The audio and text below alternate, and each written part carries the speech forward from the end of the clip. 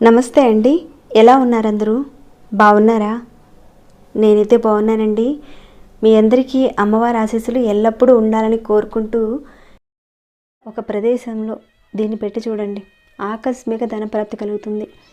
దుష్ట శక్తులున్నా, చెడు శక్తులున్నా వాటి నుంచి మీకు రక్షణ కలుగుతుంది. అవి బయటికి వెళ్ళిపోతాయి. అంటే ఇంట్లో ఉన్న నెగిటివ్ ఎనర్జీ పోతుంది. నెగిటివ్ ఎనర్జీ ఎప్పుడైతే పోతుందో దారిద్ర్యం తొలగిపోయి పాజిటివ్ ఎనర్జీ వస్తుంది. లక్ష్మీ నివాసం ఉంటుంది.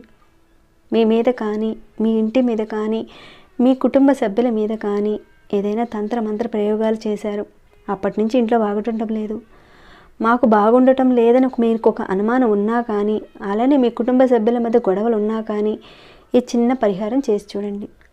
ఈ పరిహారం మీరు మొదలుపెట్టిన దగ్గర నుంచి మీకున్న సమస్య తీరిపోవడాన్ని, అంటే మొదలుపెట్టిన దగ్గర నుంచి మెల్లమెల్లగా తొలగిపోవడాన్ని మీరు చూస్తారు. తీరిపోయి మీ కుటుంబ సభ్యులు మీరు సుఖంగా ఉంటారు. నెగిటివ్ ఎనర్జీ ఏదైతే ఉందో అదంతా కూడా తొలగిపోతుంది. అలానే ధనరాబడి పెరుగుతుంది. మానసిక ప్రశాంతత లభిస్తుంది. ఈ పరిహారాన్ని మనం ఏ రకంగా చేయాలి, ఎక్కడ చేయాలి, ఏ విధంగా చేయాలనేది నేను మీకు పూర్తిగా చెప్తానండి. ఈ పరిహారం మీ మీద చాలా బాగా కనిపిస్తుంది. అంటే రోజు రోజుకి మార్పును మాత్రం మీరు తప్పకుండా చూస్తారు. మిగతా విషయాల్లోకి వెళ్లే ముందు ఒక చిన్న రిక్వెస్ట్, ఈ వీడియోకి ఒక చిన్న లైక్ చేయండి. అలా చేయడం వల్ల ఈ వీడియో రీచ్ అవుతుంది, 10 మంది కూడా చూసుకోగలుగుతారు, చేసుకోగలుగుతారు.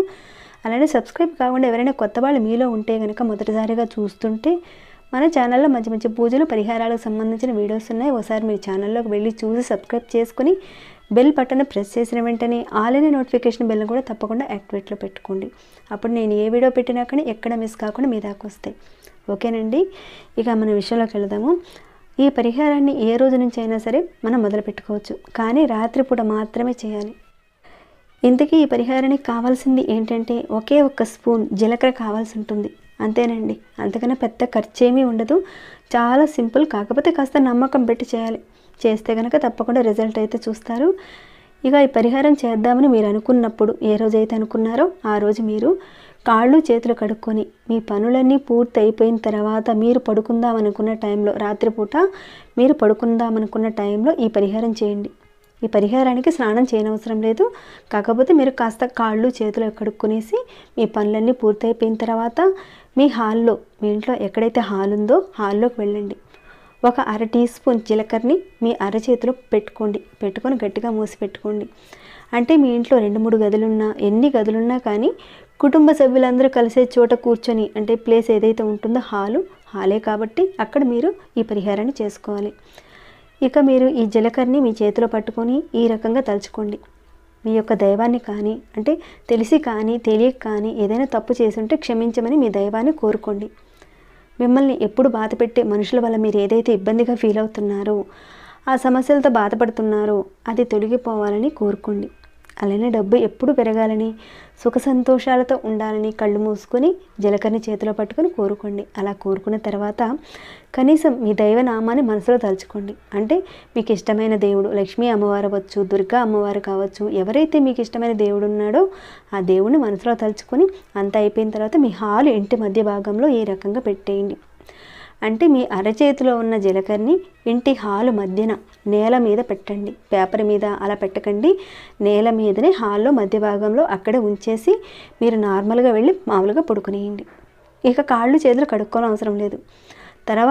తర్వాత రోజు మీరు ఉదయం నిద్ర లేచిన తర్వాత హాల్లో ఉన్న జీలకర్రని చీపురుతో అలానే ఊడ్చేసి, అంటే మీరు అలా ఊడ్చేసి తీసేయడం కాదు, ఇక్కడ చీపురుతో ఊడ్చుకుంటూ అలా పూర్తిగా చీపురుతో బయట దాకా తీసుకొచ్చేయండి.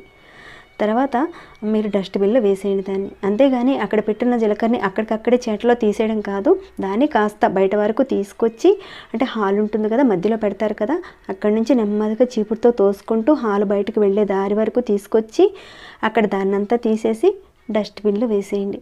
అలా కుదిరితేనే చేయండి. ఇలా మీరు ఉదయం లేచినప్పుడు బ్రష్ కూడా చేసుకోని అవసరం లేదు, స్నానం కూడా చేసుకోని అవసరం లేదు, డైరెక్ట్గా మీరు వెళ్ళిపోయి ఈ పని చేసేయచ్చు. ఈ రకంగా మీరు ఒక 21 రోజుల పాటు కంటిన్యూగా చేస్తూ ఉండండి. ఈ పరిహారం మొదలుపెట్టిన దగ్గర నుంచి మీ ఇంట్లో మార్పులు అయితే చాలా ఈజీగా కనిపిస్తాయి. మంత్ర బాధలు తొలగిపోతాయి. హాలు మధ్య భాగంలో పెట్టిన జీలకర్ర నెగిటివ్ ఎనర్జీని అంతా కూడా తీసుకుంటుంది. జాతకంలో రాహు కేతు శని దోషాల వల్ల ప్రమాదాలు జరుగుతుంటే వాటి నుంచి కూడా ఈ రకంగా మీరు చేయడం వల్ల కొంత బయటపడవచ్చు. కాకపోతే ఇక్కడ మీరు నమ్మి చేయాలి, ఖచ్చితంగా రిజల్ట్ ఉంటుంది. చెప్పుకున్నది చిన్న పరిహారం, ఫలితం మాత్రం చాలా అద్భుతంగా ఉంటుంది. చేసిన తర్వాత మీ యొక్క రిజల్ట్ని మాత్రం తప్పకుండా నాతో షేర్ చేసుకోండి.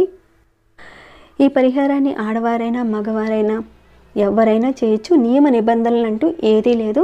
ఒక 21 రోజుల పాటు ఇప్పుడు చెప్పుకునే విధంగా హాలు మధ్య భాగంలో పెడుతూ ఉండండి, తీసేస్తూ ఉండండి. ఇలా మీరు చేస్తూ ఉంటే కనుక ఈ 21 రోజుల్లో మీకున్న సమస్యలన్నీ తీరిపోతాయి. మెల్లమెల్లగా మార్పును మాత్రం మీరు తప్పకుండా చూస్తారు. ఓకేనండి, తప్పకుండా మీరు చేసి మీ యొక్క రిజల్ట్ని మాత్రం నాతో తప్పకుండా చెప్పండి. అలానే మీకు ఈ వీడియో ఎలా అనిపించిందనే మాట కూడా చెప్పండి. ఇంకా లైక్ చేయకుండా ఎవరైనా చూస్తుంటే ఒక చిన్న లైక్ చేయండి. సబ్స్క్రైబ్ కానివారు ఎవరైనా మీలో ఉంటే కనుక సబ్స్క్రైబ్ అవ్వండి మన ఛానల్కి. మరొక భక్తి వీడియోలో మళ్ళీ మిమ్మల్ని కలుసుకుంటాను. అంతవరకు సెలవు.